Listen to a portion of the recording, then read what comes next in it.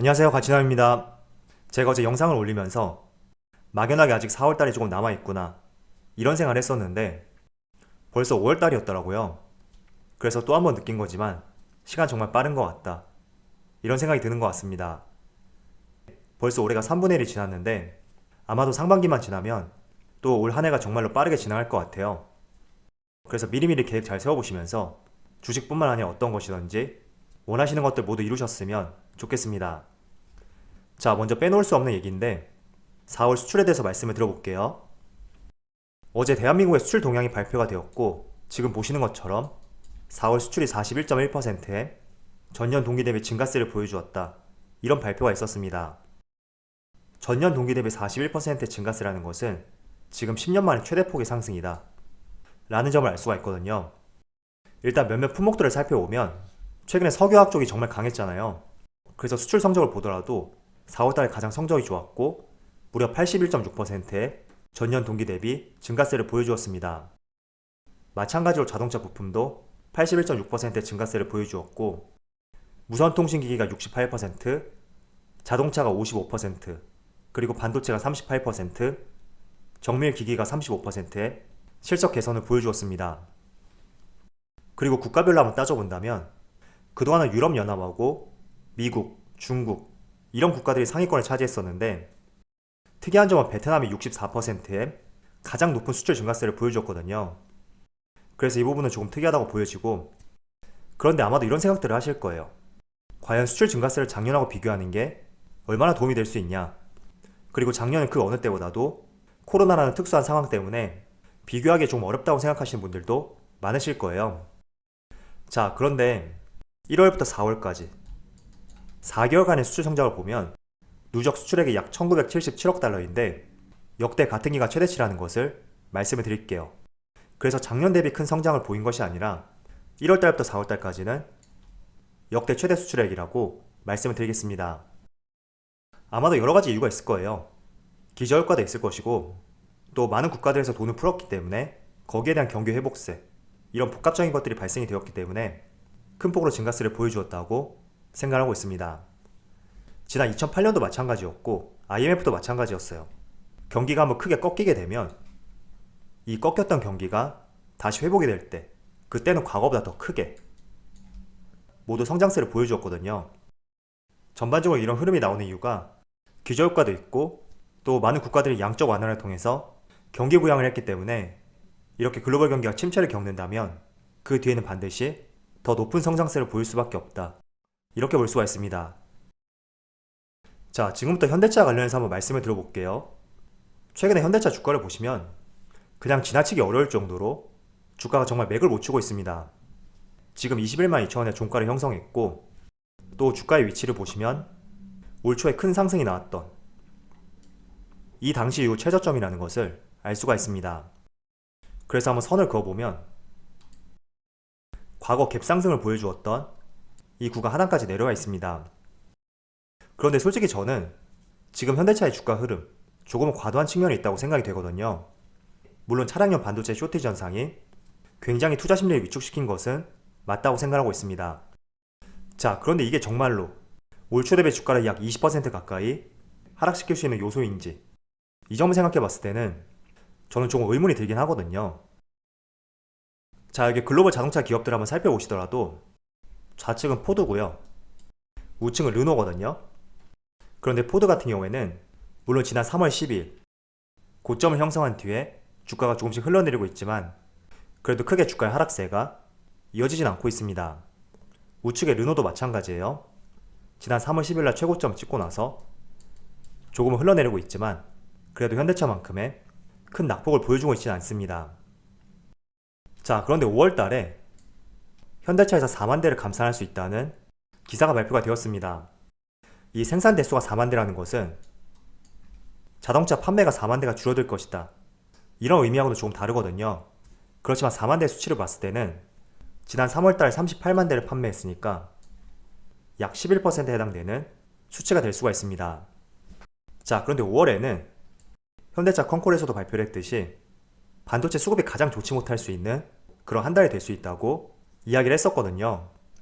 자, 그럼 이 현상에 대해서 우리가 두 가지 관점에서 볼 수가 있는 게, 조금은 부정적인 관점에서 본다면 5월달에도 현대차의 주가가 정말 좋지 못하겠구나, 이렇게도 볼 수가 있습니다. 자, 그런데 조금 돌려서 생각해 본다면 5월달이 가장 바닥이 될 수가 있겠구나, 이렇게도 해석해 볼 수가 있습니다. 그래서 이런 부분에 대해서는 여러분들이 어떤 관점이냐에 따라서 조금은 해석을 달리할 필요가 있다고 그렇게 말씀을 드리고요.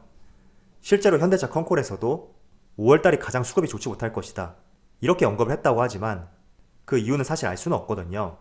물론 우리보다 현대차 측에서는 조금 더 반도체 수급에 대해서 자세히는 알고 있겠지만 실제로 5월 말이 돼야지 앞으로 6월달과 7월달에 대해서도 어느 정도 가늠을 할 수 있지 않을까, 이런 생각을 하고 있습니다. 자, 그런데 아무리 생산 대수를 감산한다고 하더라도 제가 여러분들에게 수출 동향을 말씀드렸듯이 자동차의 판매 대수는 과거 대비 꾸준한 상승을 보여주고 있습니다. 그래서 저는 여러분들이 장기 투자의 계획으로 현대차를 접근하셨다면 지금 이런 좋지 못한 이슈, 이런 재료들이 나오고 주가의 하락이 나올 때마다 조금은 힘들 수는 있어도 자동차 산업의 본질, 이 본질은 변함이 없으니까 내가 조금은 여유가 있다면 저가에서 매수해 볼 수 있는 그런 관점을 한번 바라보셨으면 좋겠습니다. 그래서 만약에 차량용 반도체 수급에 대해서 조금만 개선될 수 있는 트리거라고 하죠, 이것들이 보이게 된다면 저는 빠르게 상승이 나올 수 있는 최우선 업종이 될 수 있다고 생각하고 있습니다. 만약에 지금 현대차의 업황이 좋지 못하고 조금은 산업 자체가 사양 산업이었다, 그럴 경우라면 한번 문제가 될 수가 있는데, 지금 이 반도체 수급 현상만 제외한다면 여건이 너무 좋거든요. 이 수급 현상이 있음에도 불구하고 수출 증가세는 꾸준히 이어지고 있고, 또 과거의 내연기관 자동차에서 전기차, 수소차를 중심으로 친환경 자동차로 패러다임이 바뀌고 있는 이런 시점이기 때문에 우리가 너무 반도체 수급 현상에 대해서 지금은 걱정이 될 수 있겠지만 5월달, 6월달, 나아가서 하반기, 그리고 내년까지 꾸준히 고민해볼 수 있는 그런 재료는 아니라고 저는 생각하고 있습니다. 그래서 현대차를 보유하신 분들이라면 조금만 더 힘을 내보자고 말씀을 드리겠습니다. 자, 그리고 참고로 한 가지 말씀을 드릴게요. 여기 포드 같은 경우에는 올해 자동차 생산 차질 대수가 약 110만 대를 예상을 하고 있습니다. 엄청나죠? 그리고 우측의 르노 같은 경우에는 약 10만 대 이상을 전망을 하고 있거든요.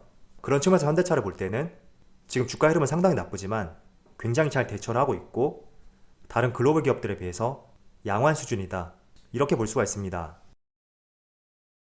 자, 제가 어제 여러분들에게 수급을 보여드리면서 지난주에 코스피 주가가 좋지 못했었는데 그래도 기관과 외국인은 유통업종들을 많이 매수를 했었다, 그렇게 설명을 드렸고 자료를 보여드렸습니다. 자, 그런데 실제로 통계청에서 발표한 산업활동 동향을 살펴보면 지금 소매 판매 지수 빨간색이거든요. 작년 8월 대비 가장 큰 폭의 증가세를 보여주었습니다. 그런데 우리가 유념할 점이 있다면 작년 8월에는 2%를 돌파했다고 하더라도 이 소매 판매 실적이 꾸준히 하향세를 보여주었던 그런 시점이었고, 지금은 과거와 달리 반등을 보여주는 구간이기 때문에 조금은 시각차가 발생이 될 수 있고 과거 8월에 비해서 업황이 더 좋다고 볼 수가 있습니다. 그래서 통계청 자료만 보더라도 소매 판매가 살아나고 있다고 확인해 볼 수가 있고, 또 어제 나온 기사인데 실제로 유통업계 데이터로 봤을 때 조금씩 변화의 조짐이 보이고 있다고 확인해 볼 수가 있거든요.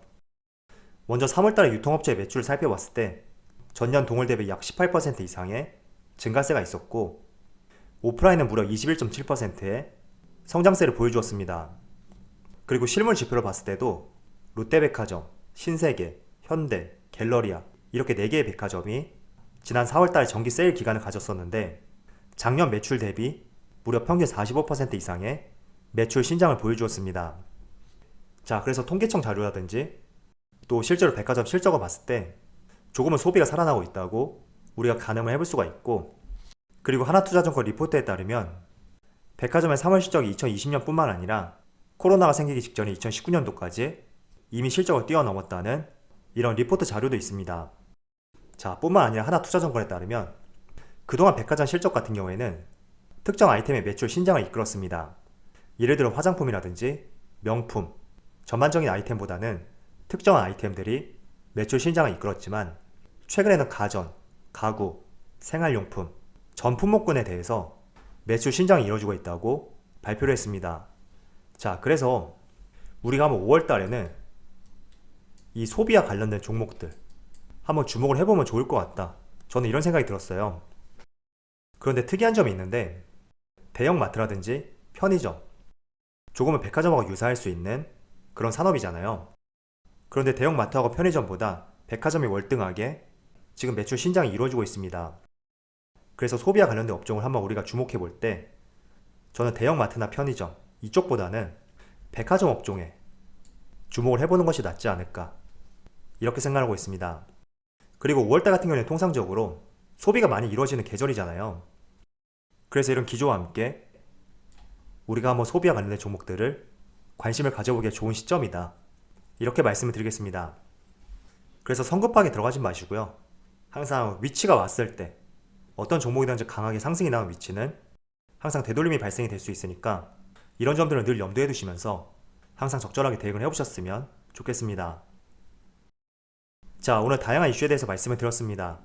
내일이면 공매도가 다시 재개가 되는데 저도 참 어떤 흐름이 나올지 궁금하네요. 아울러서 현대차 같은 경우에는 단지 반도체 쇼티지 현상으로 인해서 생산 감소 그리고 판매 감소가 조금 이루어지고 있지만 전체 큰 틀을 봤을 때는 자동차 판매량이 꾸준히 성장하고 있거든요. 그래서 반도체 수급 현상이 조금이라도 개선될 수 있다. 이런 트리거만 보이게 된다면 저는 강하게 치고 올라갈 수 있는 시간은 반드시 올 것이다. 이런 생각을 하고 있습니다. 그래서 단기적으로 힘들 수는 있어도 조금은 큰 그림을 보시면서 한번 생각을 해보자. 이런 말씀을 드리겠습니다. 자, 그럼 오늘 영상 마치도록 하고요. 언제나 여러분들의 성공 투자를 기원하도록 하겠습니다. 좋은 주말 되세요. 감사합니다.